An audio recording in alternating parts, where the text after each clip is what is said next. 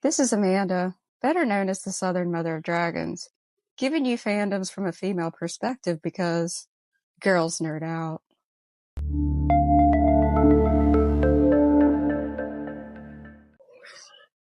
Hey everyone! Now, don't worry, the Game of Thrones rewatch is still going to occur. I just wanted to take some time and talk about probably my favorite villain of all time, who is coincidentally in my very first fandom, which would be Star Trek, which is not very known about me, but Star Trek The Next Generation was my very first fandom. My mom loves Star Trek, and she showed it to me, and I'm very thankful for that. And kind of what brought this about is I posted a video of me in Mandalorian cosplay, and I was showing off a Grogu I have, and I got a lot of comments about me looking like Seven of Nine, which I did not mind at all, by the way. And that, combined with the fact that I get to meet Jonathan Frakes this summer. And if you don't know who that is Commander William T. Riker of the USS Enterprise, later on the Titan. I get to meet him this summer at a Comic-Con, and I'm incredibly excited about that because I have a press pass. Yeah, that's right. And if you know, you know, I'm not leaving until I get him to call me Mzadi. So it is what it is. But those two things kind of made me think about Star Trek, and something that I've been wanting to talk about for quite some time are the Borg. We are the Borg. Lower your shields and surrender your ships. We will add your biological and technological distinctiveness to our own. Your culture will adapt to service us. Now, if you don't know who the Borg are, I'm going to give you a little bit of a rundown and basically tell you why they are the perfect villain that unfortunately has gotten a little played out, but it's okay because there's still a lot that can be said about the Borg. Now, this is going to get pretty geeky, so hold on to your ocular implants. So, the Borg Collective is located primarily in the Delta Quadrant. Now, if you don't know this, there are 4 quadrants that are talked about in Star Trek. Now, I'm not going like too far in the future with this, as in like Discovery. I'm staying right around Next Generation, Deep Space Nine, Voyager, maybe a little past that. So we have the Alpha Quadrant, which has part of the United Federation of Planets, which the Enterprise is of. We have the Cardassian Union, and we have the Ferengi. The Beta Quadrant has the bulk of the Klingon Empire and the Romulan Empire. The Gamma Quadrant has the Bajoran wormhole from Deep Space Nine that links the Alpha to the Gamma Quadrant, and the Dominion is there. So, past all of that, we have the Delta Quadrant. Very, very, very far away. The Borg are cybernetic humanoids. They grew by assimilating other species and planets. It's all called the Borg Collective. They're linked together to form a hive mind, and they're obsessed with achieving what they perceive as perfection. So every planet, every group that they assimilate, they take their technology, best science, and all that, and they're working to achieve this perceived perfection. How did the Borg become the Borg? We don't really know. There are bits and pieces of information out there, but what we do have is a statement made by the Borg Queen, which I'll get to that in a moment, to Captain Picard, which is, human. We used to be exactly like them, flawed, weak, organic, but we evolved to include the synthetic. Now we use both to attain perfection. So what we can take from that statement is that they were probably something close to us, and they probably started using cybernetic enhancements, and it went too far, which is a story that is so easily understood because you can imagine it. So it'd be things like technology increases, moves forward, and all of a sudden, you can get little things that enhance you, like something that goes over your eye that allows you to see better than an eagle. That kind of goes to something else that attaches to something, makes it a little better, a little better, a little better, a little better. And you wake up one day and you're half machine. There are some other theories about how the Borg became the Borg. Some of them are pretty far out there, no pun intended. One that I do kind of enjoy is that in Star Trek The Motion Picture, there is an entity causing issues, and it's called Voyager, which is later revealed to be Voyager 6, a 20th century NASA space probe from the Voyager program. It was believed it was lost in a black hole, and the damaged probe was found by an alien race of living machines that interpreted its programming as instructions to learn all that could be learned and return that information to its creator. The machines upgraded the probe to fulfill its mission, and on its journey, the probe gathered so much knowledge that it achieved sentience. Okay, so space probe goes and meets robot people. They upgrade it, become sentient. There is a theory that the living machines were the Borg, or at least some form of the Borg. Now, you did hear me say the Borg Queen was speaking to Picard. Yes, they have a queen. So her whole thing is she brings order to chaos. She can actually act as an individual, and she can transfer herself into other host bodies, which those might be clones. We're not really sure about that. But she issues commands from the central nexus in the Unicomplex, which is a vast connection of Borg ships that's in the heart of their space. So the Queen is the only Borg entity that acts as an individual. I am the Borg. I am the beginning, the end, the one who is many. How is a Borg created? Nanoprobes are ejected and they create cybernetic implants. Okay? So a Borg comes up to you, a tube comes out, it touches you, those are nanoprobes. They go in your body, and then all of a sudden you have Borg implants coming through your skin. I mean, it's very terrifying.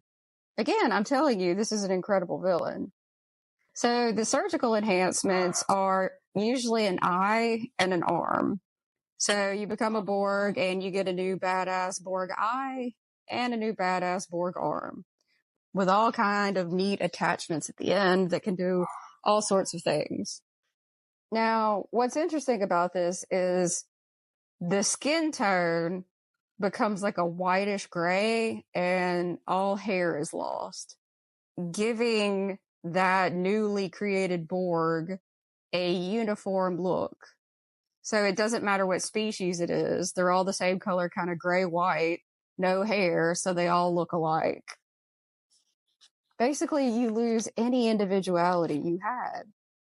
Why is that so incredibly fascinating and terrifying? Because we learn that you're aware. One of the most terrifying things that you can absolutely think of is being forced to do something and not have control of your own mind or body or both. Now, just to kind of connect this to my regular fandom, I talk a lot about in Game of Thrones, it's mentioned that there's a possibility that something remains when someone is turned into a white/zombie. When Craster is talking to G.R. Mormont, G.R. tells him that the Night's Watchman that attacked him knew what room to go to. And he's basically saying, I don't know how much, but something remains. We also get a possibility of that when you read the Varamir Sixskins prologue, because Thistle is a wildling that Varamir tries to warg into. And it's not 100%, but he does say she sees me. So, again, kind of makes you wonder. As far as the show, that would be incredibly heartbreaking if that were true, because we have the Night King who takes over a dead Viserion, which breaks my heart. And if something remains, then that means Viserion was forced to fight his brothers. Again, heartbreaking and terrifying. If you're still there somewhere and screaming and you can't do anything about it, that is why the Borg are terrifying. They don't kill you. They assimilate you. And you are aware of everything you're doing, but all you can do is sit there and listen to the collective. Resistance is futile. Now we're going to talk a bit about the Borg timeline. In 2365, in Star Trek The Next Generation, we have Q, who I love dearly, played by John Delancey. Q comes aboard the Enterprise, and he's basically a god. He's omnipotent. He can do anything. And he's very low-key. He has a sense of humor. He's a bit of a trickster and likes to play jokes. You never know, he might bring a mariachi band. He talks to Captain Picard and wants to hang out on the Enterprise. And Captain Picard is not feeling this at all because he knows Q. And he's like, no, I don't think so. And Q gets irritated and he's like, you have no idea what's out there. Basically saying, you could use me. And Picard's like, no, we will continue to explore as we've done this entire time. And Q said, all right, fine. And he thumps the Enterprise, and it goes 7,000 light years away into the Delta Quadrant. So the Enterprise D, a Galaxy-class starship, comes in contact with a massive cube. It is obviously some sort of spaceship. It is terrifying because everything we've ever seen as far as spaceships, they kind of, look a bit the same. So, it's usually silver or gray, usually kind of a sort of shape with where you can tell the people are, where the engines are. In Star Trek, most ships are pretty uniform if it's, the Federation. I mean, even with like Klingon battle cruisers and Romulan warbirds, you kind of get an idea of where the bridge is and then propulsion and things like that. Yeah, I know. Y'all didn't have any idea that I got this nerdy, did you? And then, in Star Wars, same thing. You look at a Star Destroyer and you kind of have an idea, all right, that's how it goes forward. That's where the people are. Not in a Borg cube. Because it's a cube. It's dark black with a green light that is unsettling. And it moves very quickly, which is also unsettling. And when the Enterprise scans it for life forms, it shows none. Now, later on, they're able to, but at this point in time, this is the first time that the Federation has officially ever been around a Borg cube. So they have no idea what's going on. They're contacted, and the classic line. We are the Borg.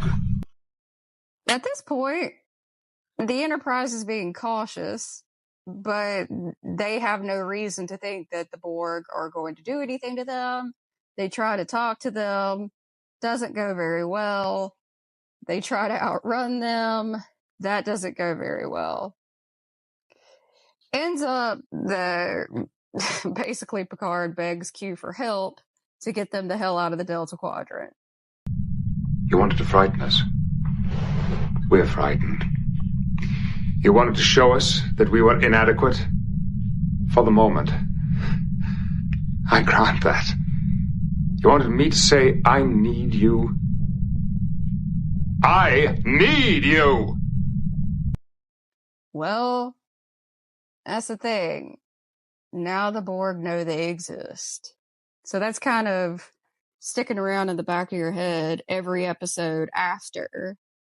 Like, I don't think that's the last we've seen of them.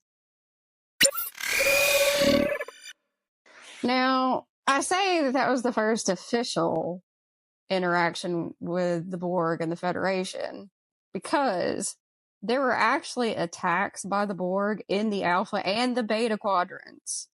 But the thing is, they left no witnesses, so nobody knew who did it. That's going to be around 2362 to 2364. So a couple years before Q thumped the Enterprise to the Delta Quadrant. So that means the Borg were out there, kind of on the outskirts, and they were effectively scooping up any civilization. That's the thing about the Borg. When they roll up, they leave nothing left. They take every single bit of technology, and you're just left with just a hole. Just nothingness. No people, nothing. It's all been taken away. So there's no way the Federation could have known the Borg were doing that because they leave nothing behind, which is also eerie. Which leads you to wonder, since Q is omnipotent, Q had to know that the Borg were already hanging out at the edge in Federation space, cruising around the neutral zone, and pretty soon we're going to get in contact with the Federation. So was Q giving them a heads up? I would say yes. A couple years later, the same Borg cube is spotted, and this time it's headed to Earth. It's even more terrifying now because I will tell you, any episode with the Borg has got the best soundtrack of any Star Trek. I know it's arguable, and some people will say, Wrath of Khan and things like that. I'm telling you, the Best of Both Worlds Part 1 and 2, that is amazing music. I'll insert some if I can.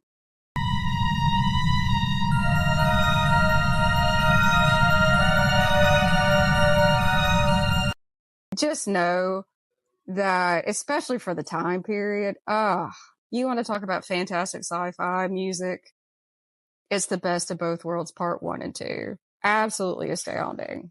The music was created by Ron Jones, and you can find it on Amazon. I'm telling you, it is completely eerie, especially the sound when the Borg cube shows up.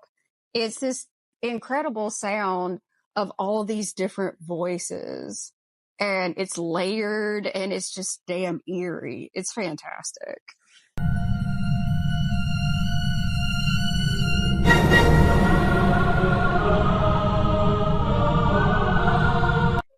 So again, it's 2367. It's a couple years after we've seen this cube before, and it's headed to Earth. This time, when it comes across the Enterprise, it has a specific request. it wants to talk to Captain Picard, which is a bit strange because they ask for him by name, and no one really knows why. Why would the Borg care about an individual? Well, they don't. They assimilate for technology and for advancement. So why do they care about one person? I'm Captain Jean-Luc Picard. Jean-Luc Picard, Captain of the Starship Enterprise, Registry NCC-1701D. You will lower your shields and prepare to transport yourself aboard our vessel. If you do not cooperate, we will destroy your ship. The Enterprise is basically hiding from the Borg cube, and when it's forced to come out of hiding, the Borg beam aboard and they take Captain Picard. When I tell you that this was like peak science fiction, he's gone. Everybody's looking around like, what do we do? The Enterprise is in pursuit. They eventually get a search party over on the Borg cube. Now, why do the Borg let a search party just come around and, basically take pictures? Because they don't see them as any threat. That's the thing with the Borg. If it's just like me and you and we're walking around a Borg cube, they don't care. Why? Because we're no threat. They only pay attention if you're in their way or they perceive you as a threat. So we have a search party hanging out on the Borg cube looking for Captain Picard. It is so cinematic. It is shot beautifully because it's like your point of view. You're looking at these Borg in front of you, and a couple of them step out of view, and you see another Borg, and he looks familiar, and he turns, and it's Captain Picard. Captain Picard has been assimilated by the Borg completely. He's got it all. He's got the ocular implant. He's got the Borg arm. He's got tubes coming in and out of him. And it's unsettling because you just look at it and like it's these big black tubes that go from like the neck to something else. And there's another one on the other side. And like from the neck down, it's just robot, synthetic. Captain Picard is a very beloved captain. He's my favorite captain, always will be. And by this point in Star Trek The Next Generation, we're attached. We're very attached to Jean-Luc Picard. And the thing about Captain Picard is he's a lot different than Captain Kirk. And I mean, obviously, you gotta love Kirk, because without Kirk, we don't have everybody else. But you got Kirk, he goes rogue, He's not afraid to kind of bend the rules, to do what he needs to do. And he always had Spock kind of like telling him, kind of get back in there, kind of do right, or whatever. It's a good dynamic. Well, in Star Trek The Next Generation, Captain Jean-Luc Picard is exactly what you want the United Federation of Planets to be. He's by the book. He's fair. He is just. He's very intelligent. He's very, very much into exploration, science, different species. And Captain Picard is known to very much respect the Prime Directive, which is also known as Starfleet General Order 1. And it is a guiding principle of Starfleet that prohibits its members from interfering with the natural development of alien civilizations. As in, we do not mess with them. We do not change things. So it basically means that if they come upon a civilization that has not yet achieved warp drive, they can observe, but they cannot interfere. So we get to know Captain Picard, and we learn all of this, and you respect the man, You respect the crew respects the man. He was the indestructible captain, untouchable, above all risk and danger. And suddenly, he's a man who's been raped and has to deal emotionally with huge consequences. You see the first needle going into his forehead and a single tear rolling down his cheek. It's Worf, Data, and Dr. Crusher. And also Shelby, which she's supposed to be a Borg expert. She irritates me. We've got Worf because strong, Data because obviously android, Dr. Crusher because medical, you never know what's going to happen. They come back to the Enterprise and they have to tell Commander Riker, who's acting captain, he's been assimilated by the Borg. And this is great acting, by the way. It really is. If you haven't watched this, please do. But Commander Riker has this look on his face. And he's trying to understand, what do you mean? And Worf says, he is a Borg. I just got chills because at that moment, it's like, oh my God. Not only are they terrifying and threatening to assimilate, they did. This is what they do. It is horrifying. Later on, we find out that the purpose of Captain Picard was to be a counterpart to the Borg Queen, but he resisted, which is incredibly impressive, and I don't know if anyone else could do that. But since he resisted, he was giving the designation Locutus of Borg.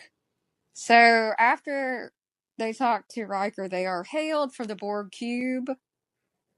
And Riker says on screen, and there he is, larger than life on the big screen. I am Locutus of Borg. Resistance is futile. I am Locutus of Borg. Resistance is futile.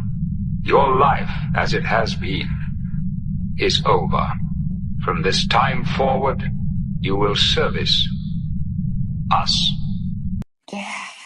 I really don't know what to compare it to be honest with you. It is one of those really great moments of TV. Because the thing is, you have so many iconic characters and you see them taken down a bad path. A lot of my friends love Anakin Skywalker. And, a lot of things happen to Anakin and we end up with Vader. But the thing with Locutus of Borg is Captain Picard didn't do anything wrong. He did nothing wrong. He was doing his duty, running his ship, trying to protect his crew, and he was taken. It's heartbreaking, to be honest with you. Because you have to remember, we have no idea if he's going to stay aboard, or if he's going to live, or anything.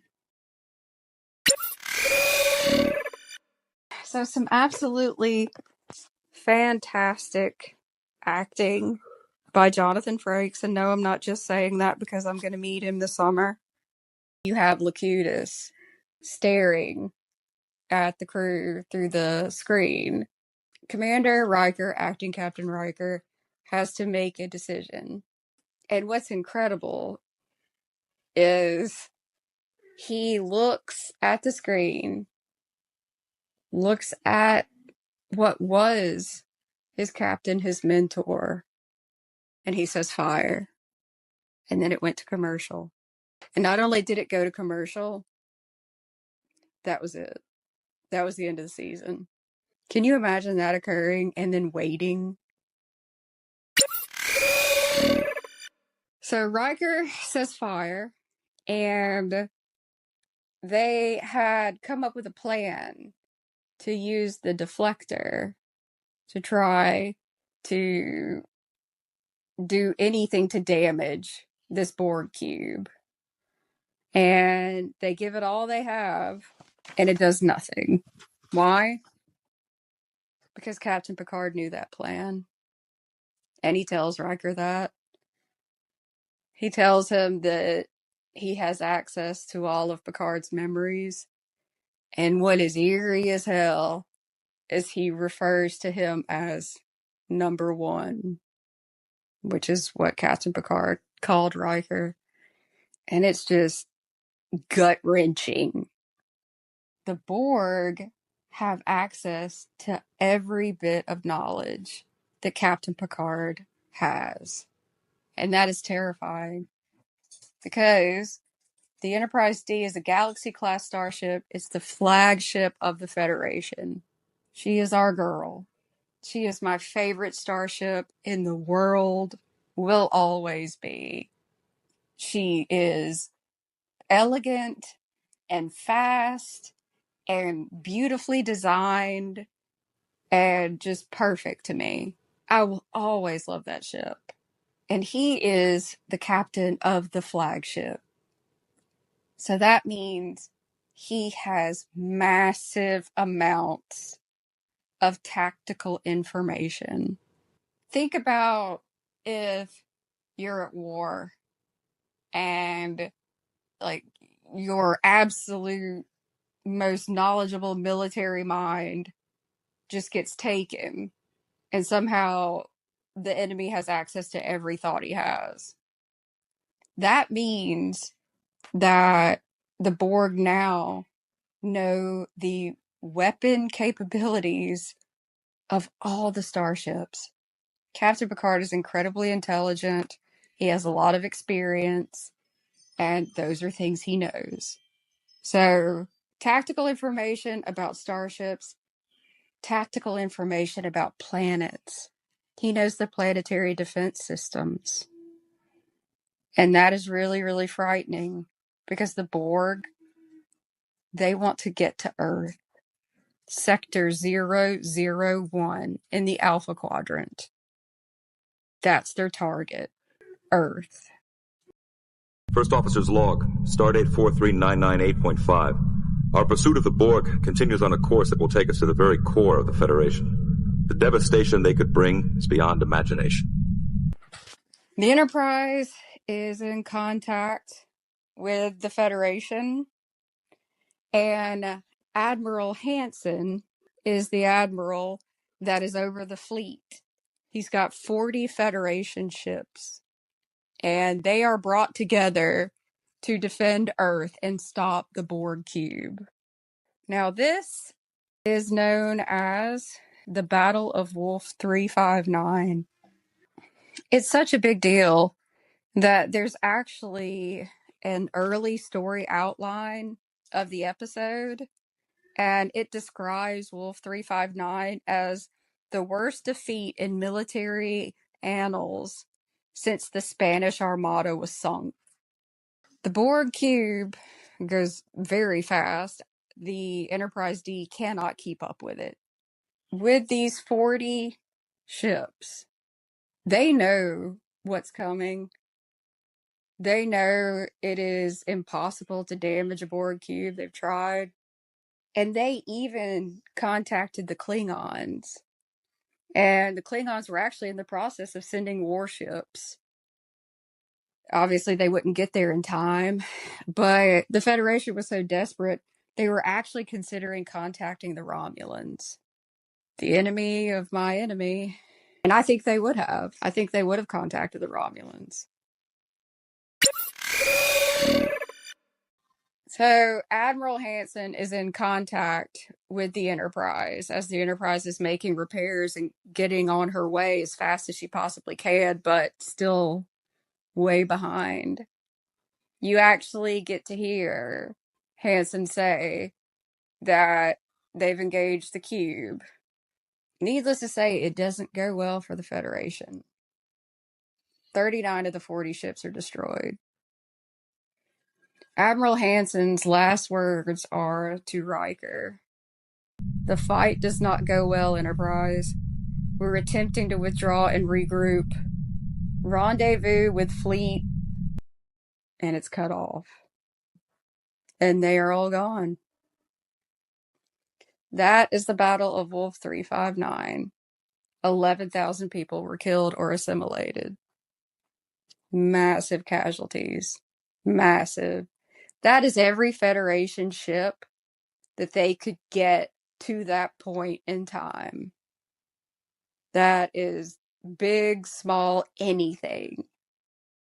And all but one were destroyed. Just to do a bit of connection, if you like Deep Space Nine, that is how Commander Sisko lost his wife.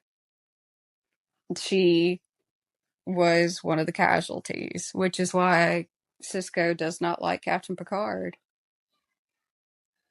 That's a lot there.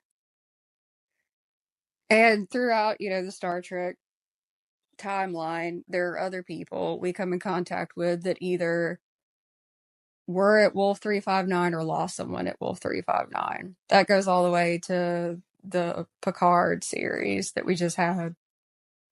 Oh, come on. You must have heard about the Battle of Wolf 359. 40 Federation starships up against one Borg cube. Yeah, I was just in engineering. Just a grease monkey. And the next second, it's like space itself was burning. So, before all of this mess with the Borg, they actually offered Riker his own ship, the Melbourne. He turned it down. Riker did that more than once. Because if you're on the Enterprise and that crew, it would be very difficult to leave. Very difficult. And Riker struggles with that. He does. And he talks to his Imzadi, Counselor Troy, who I love dearly, and even says, do you think I'm afraid of the big chair? And she's like, no, I don't think it's that. It's because these are the Magnificent Seven. This crew, I think, is the best damn crew there was. There are too many outtakes and behind the scenes moments of those people interacting, which they still do, and having a great time. It shows. I'm telling you, you can tell that these people were friends. They still are. So, Riker turned down being captain of the Melbourne. So, when the Enterprise finally gets to Wolf 359, it is a ship's graveyard. And that is what they call it. It's actually something pretty fascinating because it's something we had never seen up to that point in Star Trek. All these different ships, all these different classes of ships, and they are just destroyed. I mean, there might be a saucer section here or some warp nacelles there, and then there's power flickering, and it's eerie because they're just floating in space. And Captain Riker, he's captain now, he tells them to search for any life signs, and there are none at all. And the music during this is also haunting and fantastic. Hell, I believe the name of the song is Ship's Graveyard.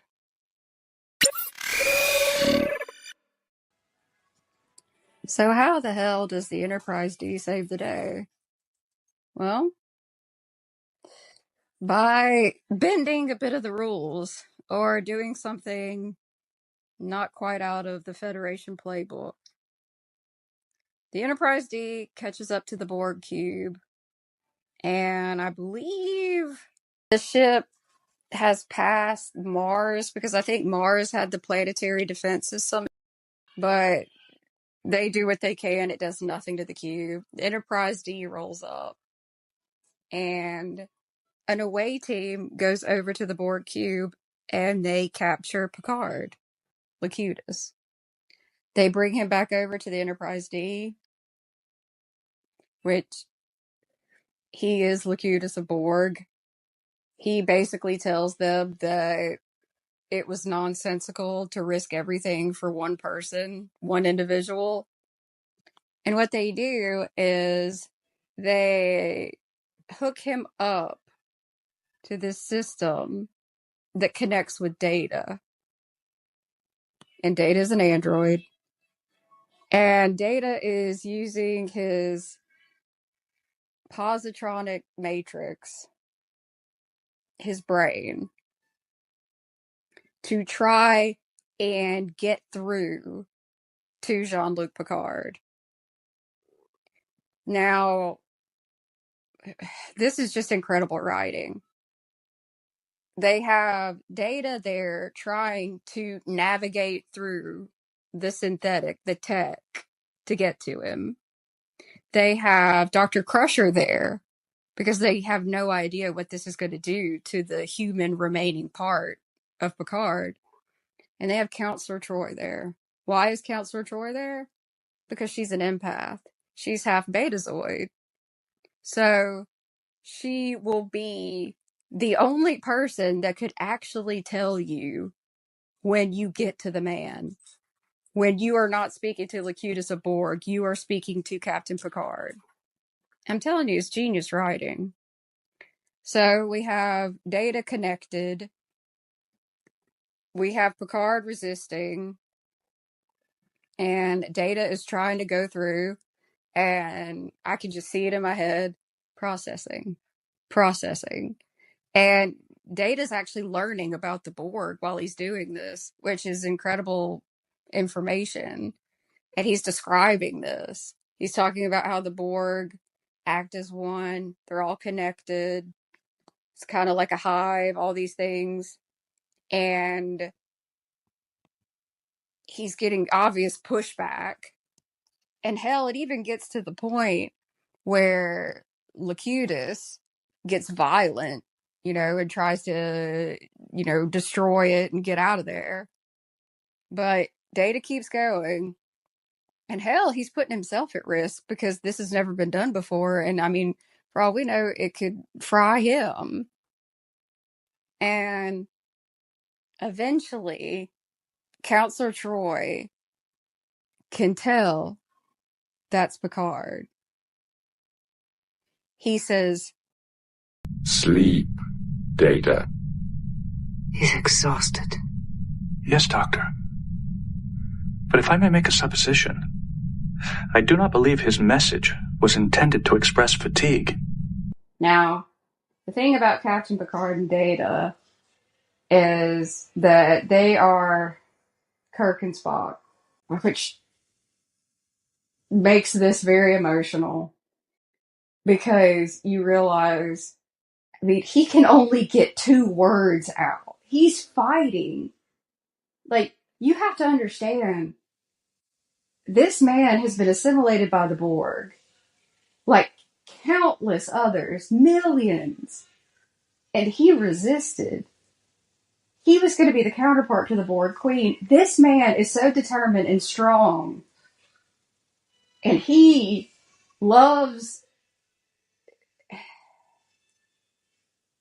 cares for people and lives so much that he fought and resisted. And now he fought to get out 2 damn words. And Data figures it out. He said sleep because he was telling him, put the Borg to sleep. Meaning, instead of trying to access their weapons or something vital, do something they wouldn't notice, they're not watching for, and wouldn't expect. Put them to sleep. So, Data is able to go into the system that tells the Borg they need to regenerate. And see, they don't. They don't need to regenerate. He gets that through, and because they're not supposed to regenerate and they start doing that, it overloads the system. Here's the thing. They have no idea what's going to happen to Picard when the cube blows up. So there's another risk. Obviously, they have to do it, and they do. And you can see, again, this is incredible acting with Patrick Stewart. He's got all these things over him. Like, he's got this massive amount of makeup on. He's white colored and chalky. He's got something covering his eye. He's got tubes coming out of him. He's a Borg. And he's got one arm. The other one has the Borg appendage on it. And when the Borg cube regenerates and starts to blow up and then finally does, like, he's taken aback. You can tell that, like, he's just been disconnected. And you're just watching, you're like, oh, is he going to be okay? Because, I mean, we're very invested in this. And he's alright. Mostly. And that is a very interesting part of Picard's life that bleeds through from that point on. Because you find out, oh gosh, through the movies and later on in the Picard series, that he was a passenger to his own life. There's even a scene where he's Locutus a Borg and you hear Picard screaming inside his own head. I'm telling you, the Borg are terrifying. Absolutely terrifying. And he obviously has guilt and PTSD. Massive amounts of PTSD. And it takes a while even to get all the implants out of him. And there's also some weird side effects later on. When they encounter the Borg in the movies, Picard can actually hear them, which actually helps him destroy another cube, but still, it's eerie as hell. This is Captain Picard of the Enterprise. I'm taking command of the fleet. Target all of your weapons onto the following coordinates. Fire at my command. Sir, the coordinates you have indicated do not appear to be a vital system. Trust me, Data. In my humble opinion, the Best of Both Worlds Part 1 and 2 are peak Borg. They're frightening, they're mysterious, and the more mysterious a villain is, the more imagination you use. And it's basically like Hitchcock said, that a scream behind a closed door is more terrifying than anything you could put on a show on television. Which I'm paraphrasing, but the point is, the imagination can create the most terrifying things you can think of, basically. And that was cool about the Borg. Now, after that, in 2368, the Enterprise encounters a crashed scout ship. And there is a drone, third of 5. And he survived. They take him back to the Enterprise. He's not connected to the collective. So he starts to become an individual. And his name is Hugh. Hugh the Borg. There's a moral dilemma here. So we have Hugh. And we have Jean-Luc Picard, who just went through absolute hell and back. And he shows some anger towards Hugh. And they talk about infecting Hugh with a virus and sending him back to the Borg. They don't do it. What they do is almost as damaging, but a lot of people have a hard time understanding why Jean-Luc Picard would send Hugh back to the Borg without infecting him with a virus that would end the Borg or, something close to that. Number one, I don't think Star Trek wanted to lose its greatest current villain. But number two, everything I said about Jean-Luc Picard and the Prime Directive and just being who he is, a life is a life, and he struggles with that. And in the end, Hugh chose a name. Hugh said I and not we, and he sent him back. You are Borg. You will assist us. I will not. What did you say? I will not assist you. Now, a year later, we find out what happened with all that. So Hugh goes back to his Borg cube and effectively melts down the collective. His individuality did not go well with the Borg and just basically jacked them up real bad. Now, if you watch Star Trek The Next Generation, you're aware of how incredibly talented Brent Spiner is. So talented that he plays, I don't know how many iterations of himself. Let's see, he's Data. He's also Data's brother, Lore. He is also his father, Noonien Sung. In Picard, he also plays another Sung. So I guess that's 4. Seems like I'm missing one at some point, but there's at least 4 versions. Oh, that B4. Ha, that's funny. B4 is the android that came before Lore. Get it? Clever, right? So that's 5. Lore is Data's evil twin. He is the brother that came before, and he has emotions where Data does not. Lore was too uncanny valley, and the people that lived around him found him creepy, and he just wasn't quite right, got disassembled, got put back together, and he's mad about it.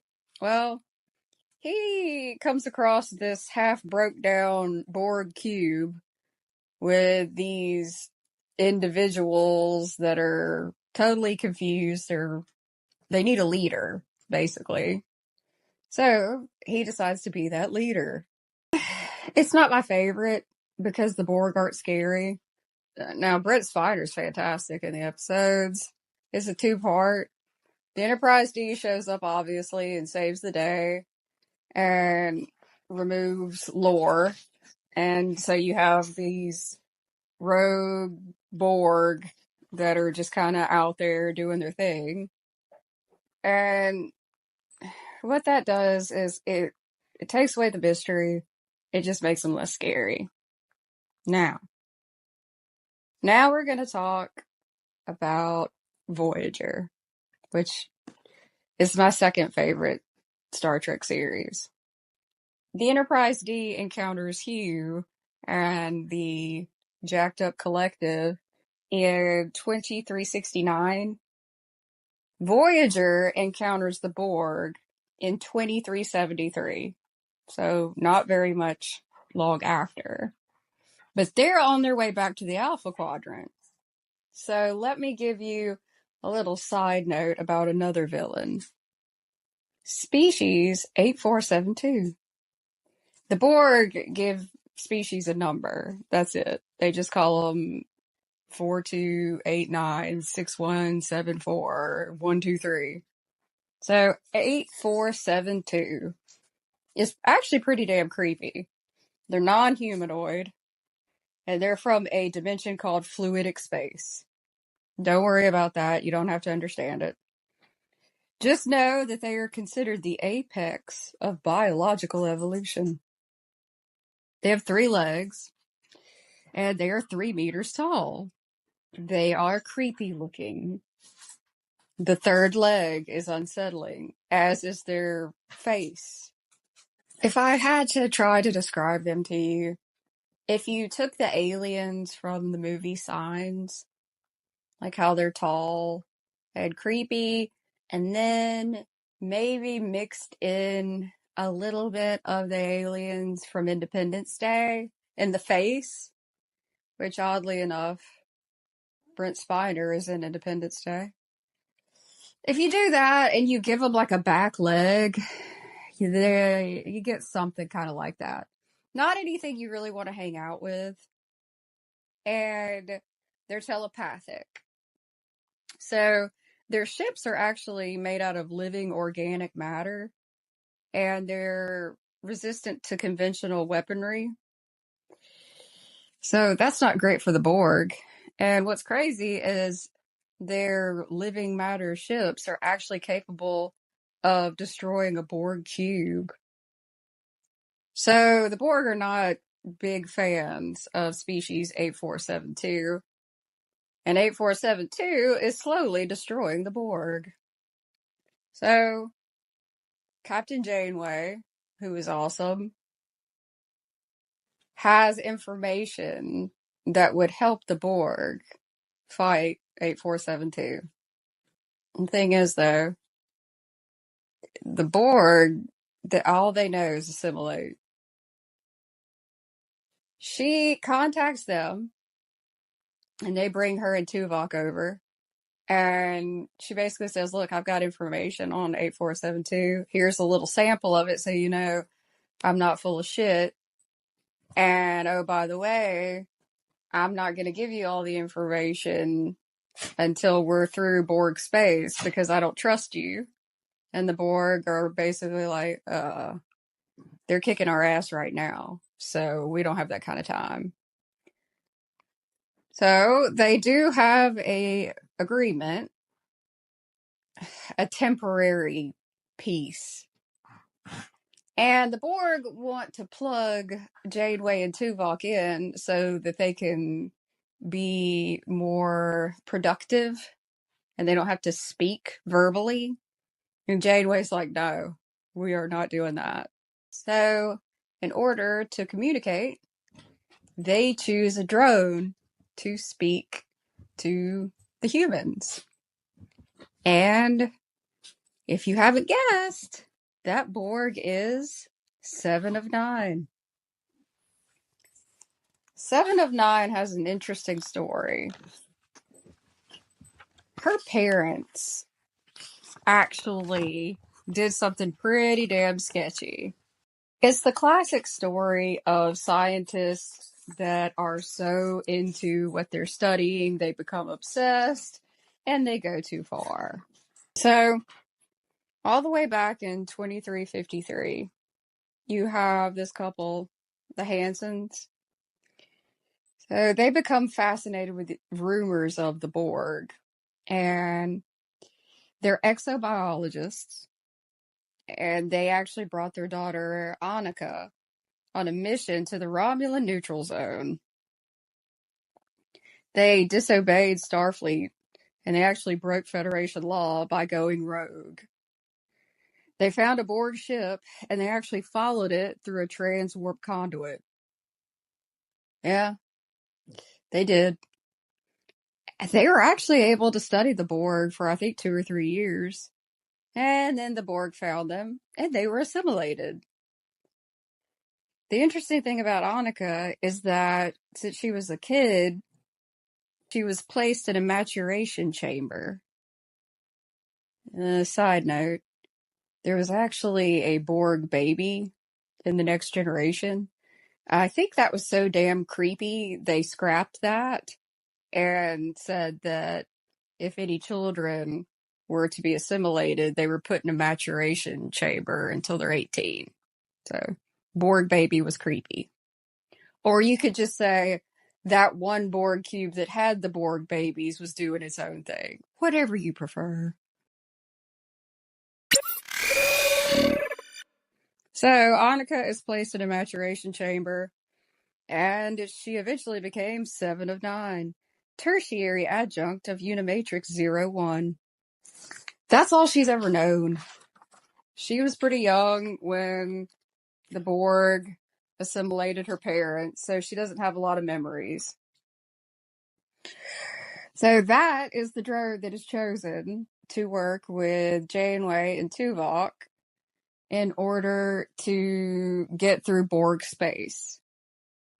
And not shockingly, once they get through Borg space, the Borg turn on them. But Janeway already knew they were going to do that. And she ends up getting out of there and disconnecting 7 of 9 from the collective. And she slowly adjusts and becomes a member of the crew over a long period of time. And there's a whole lot of issues that she goes through, obviously. And I think it's very well done, and I think she's a fantastic character. Now, I don't think 7 of 9 takes anything away from the creepiness of the Borg. I don't. I think the Borg really creepy in Best of Both Worlds. Then we went kind of sideways with Hugh and all the touchy-feely stuff. And then we get 7 of 9 and we see how absolutely horrific it is to be a person that was never allowed to be a person. And there's lots of episodes where 7 has flashbacks, or she has somebody messing with her head and she sees a Borg cube, she hears them and all that stuff. And just seeing her work through discovering her individuality keeps the Borg terrifying as hell. And the Borg screwing over Janeway and being creepy and scary and it being terrifying to go through Borg space keeps them creepy. I'm good with it. And then we get to the series Picard. Yes, there's some stuff that's in the Star Trek movies, but I'm mostly talking about show and series and big events. Like there's some stuff about going back in time and Zefram Cochrane and stuff like that.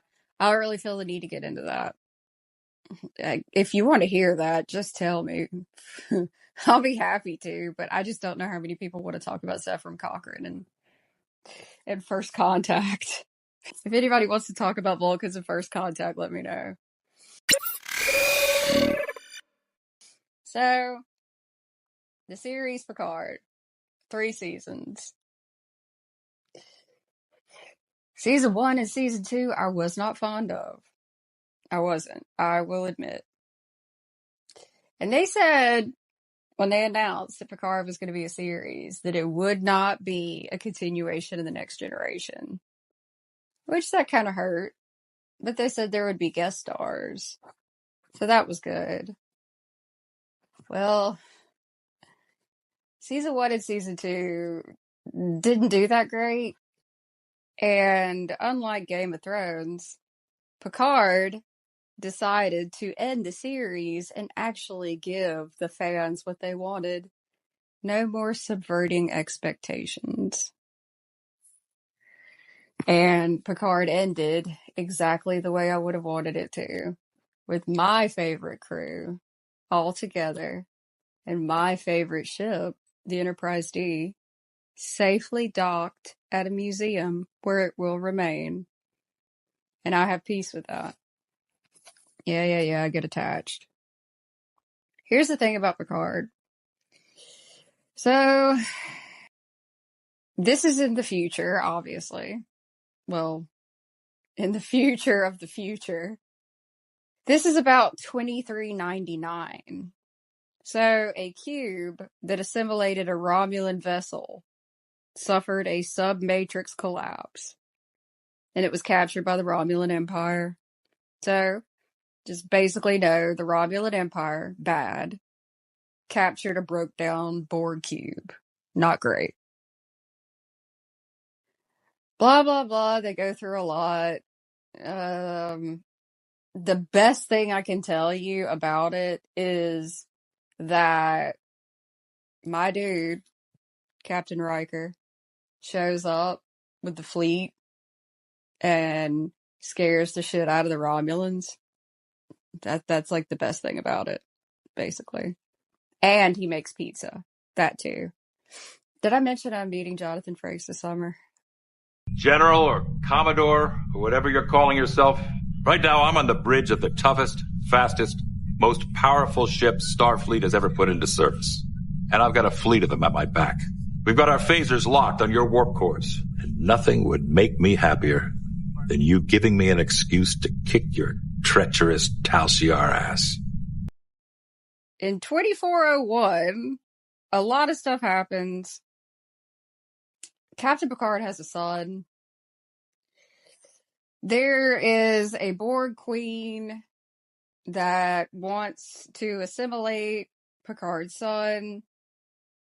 It happens for a minute. He fights against it. It's a whole lot of stuff. You don't really have to know. Just know that the Enterprise D got to maneuver inside a Borg cube and move in ways that we'd never seen before, because in the 90s and the 80s, CGI wasn't anywhere what it is now. So it was really kick-ass to see the Enterprise D maneuver in that manner. And basically, they save everyone and defeat the Borg once and for all. Okay? I just saved you a lot. If that's interesting to you, watch Picard. Get through season 1 and 2 and enjoy season 3. Now, all of that information to say, Gene Roddenberry, insanely talented man, and the people that worked with him. And you have the Borg, and they're terrifying. But the more we get to know them, the less terrifying they are. And they were put in films, and they were put in multiple series, and then you just kind of get, kind of worn out about it. Well, here's my opinion.